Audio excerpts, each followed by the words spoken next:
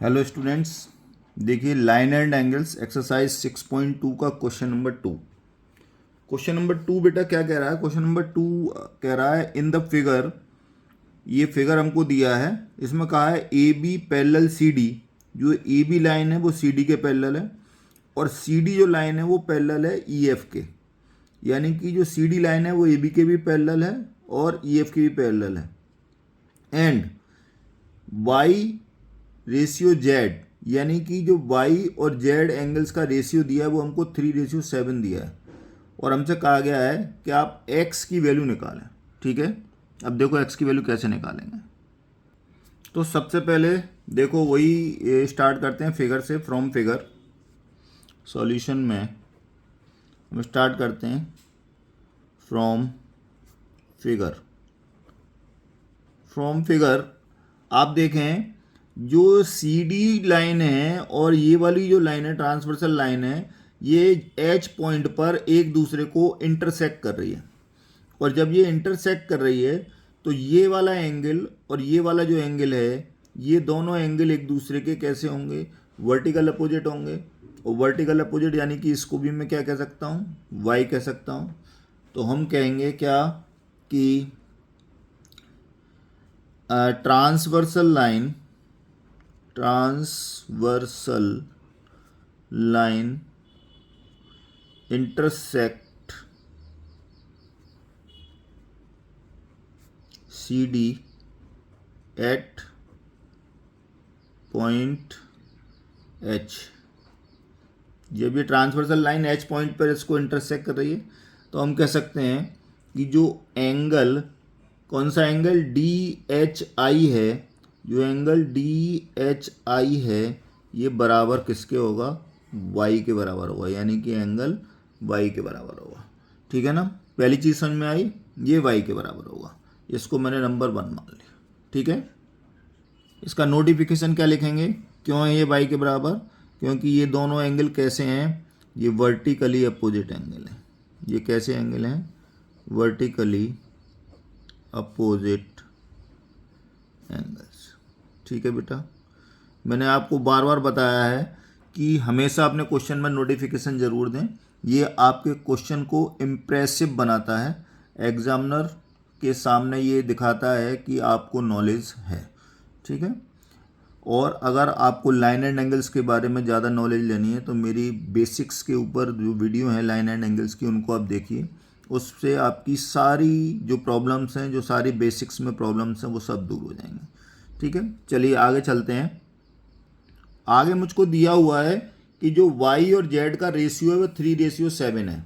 मुझे क्या गिवन है कि एंगल y और एंगल z का जो रेशियो है वो कितना है? 3:7 है। ये मेरे को गिवन है, ये मेरे को गिवन है। तो मैं क्या करूँगा, एक उभयनिष्ठ रेशियो यानी कॉमन रेशियो ले लूँगा। Let a common ratio of angle y and z। Common ratio मैंने सपोज करो let a common ratio a ले लिया। कॉमन रेशियो ए ले लिया, इज एक्स इज ए कह दिया। ठीक है, मैंने इन दोनों एंगल्स का कॉमन रेशियो ए ले लिया। तो जो एंगल y है उसकी वैल्यू हो जाएगी बेटा 3a और जो एंगल z है उसकी वैल्यू हो जाएगी 7a। बेटा ये कॉमन रेशियो होता क्या है? एक्चुअली कॉमन रेशियो ये है कि जो इस एंगल में भी प्रेजेंट है और इस एंगल में प्रेजेंट है, यानी दोनों का एक फैक्टर है। ठीक है, अब देखो ये जो दोनों एंगल हैं, ये दोनों एंगल कहाँ पर है? इन दोनों लाइन के बीच में है। अब जो मुझे दिया है दूसरी पॉइंट क्या दिया हुआ मेरे को कहा गया कि ए बी पैरेलल है सी डी के और सी डी पैरेलल है ई एफ के। तो हम क्या कह सकते हैं? हम क्या कह सकते हैं? गिवन के द्वारा कहेंगे फ्रॉम गिवन हम कहेंगे कि A B parallel C D and C D parallel E F. तो जब ये वाली जो लाइन है ए बी इसके भी पैरेलल है और ई एफ भी इसके पैरेलल है, तो बेटा क्या होगा, ए बी और ई एफ भी पैरेलल होंगी, यानी कि सी डी और ई एफ पैरेलल हैं, दी हुई हैं मेरे को। तो इस पैरेलल लाइंस की सहायता से हम क्या कह सकते हैं कि ये जो दोनों एंगल हैं, जो वाई और जेड जो एंगल हैं, ये वाई और जेड जो दोनों एंगल हैं वो कैसे हैं, को इंटीरियर एंगल हैं। कैसे एंगल हैं, को इंटीरियर एंगल हैं। तो को इंटीरियर एंगल की थ्योरम क्या कहती है कि को इंटीरियर एंगल का सम कितना होता है, 180 डिग्री होता है। तो हम लिख सकते हैं कि angle y plus angle z is equal to 180 degree के होगा, क्योंकि ये कैसे एंगल हैं, ये को इंटीरियर एंगल्स हैं। ठीक है बेटा, ये को इंटीरियर एंगल्स हैं, इसलिए इनका सम कितना होगा, 180 के होगा। अब y की वैल्यू कितनी है बेटा, ये 3a है। z की वैल्यू कितनी है, ये 7a है, बराबर 180 के है। 3 और 7 प्लस करके 10a के बराबर आएगा, ये 180 आएगा। और यहाँ से a की वैल्यू आएगी, 10 मल्टीप्लाई में है, ट्रांसपोज करेंगे राइट साइड में तो डिवाइड में चला जाएगा, और ये 0 से 0 कैंसिल हो गया।